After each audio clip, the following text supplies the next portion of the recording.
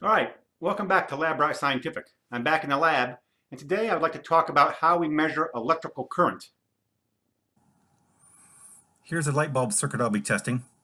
I'll be using a variable power supply to operate a light bulb. So here's a variable power supply. Here's a light bulb I'll be illuminating. And I'll be using a multimeter connected in series with the power supply to measure the electrical current. Let's head to the lab and make some measurements. So in this setup, I want to use my digital multimeter, set it amps for current, and I want to measure the current going through the circuit to illuminate this little light bulb. So what I have is I have my power supply coming in through on the positive to a terminal on the circuit board, running through a switch, then through the light bulb, and then back out to a socket, which is connected to one of the probes of the multimeter. The current runs through the multimeter, out through the other probe, and then back to the ground of the power supply. So now as I crank up the voltage, we'll watch the intensity of the light bulb change, and we'll see the corresponding current change on the multimeter. So you can see the light bulb beginning to illuminate, and you see the current changing. So get a pretty intense light bulb here, and I'm pulling about 0.4 amps in the circuit at roughly about 10 volts. And you see my switch. I open the switch, the light bulb goes off, the current drops. I close my switch, light bulb comes on, and the current jumps up. Again, decreasing the voltage, the intensity of the light bulb goes down, and correspondingly, the current drops down.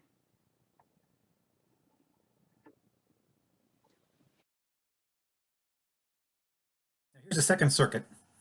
It's a little more complicated than the light bulb circuit we looked at earlier. It's utilizing a power supply, like the previous circuit, but instead of a light bulb, it's going to be running an electric motor. Now, in this case, I have one multimeter set up in parallel to the power supply to measure the voltage, and I have a second multimeter set up in series to measure the current in the entire circuit. Now, it doesn't matter whether you have the current measuring multimeter on the power side of the power supply or the ground side of the power supply, like shown here. We're still measuring the current in the entire circuit. So let's go to the lab and make some measurements. Here's the actual setup. I have my power supply running a small electric motor, but the power supply is tied in through an ammeter to be able to measure current. I've also got a digital voltmeter here measuring the voltage I'm supplying to the motor. Now, as I turn up the voltage, you'll notice that the amperage increases. Now the scale is from 0 to 1 amp, so I'm currently at 0.1 amps and about 1.8 volts on the motor. As I crank up, you'll notice the motor's not spinning yet.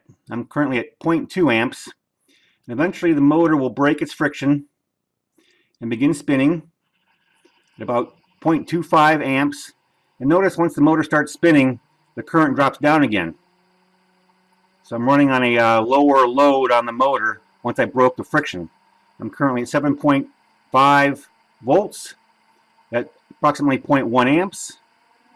And I'll crank this up to about 13 volts. And you'll see the current's not changing. The motor's spinning faster and faster. So there I'm at 13 volts. Now if I apply a load to the motor, if I grab onto the shaft of the motor, you'll notice that the current goes up. So the motor under load will draw more current. But also notice how I'm pulling down the power supply as the voltage on the digital voltmeter drops down. So you kind of see the effect of loading down an electric motor on the voltage and the system current. But it always drops back down to about 0.1 amps. And notice again, change the voltage and the speed of the motor, the current on the motor doesn't change. Until of course I bring it down to its almost stopping position on the motor. The current will increase again slightly, and then when it stops, the current will drop down to 0 and the voltage to 0. Okay, well that wraps up the lesson on electrical current. I hope to see you next time on LabRat Scientific.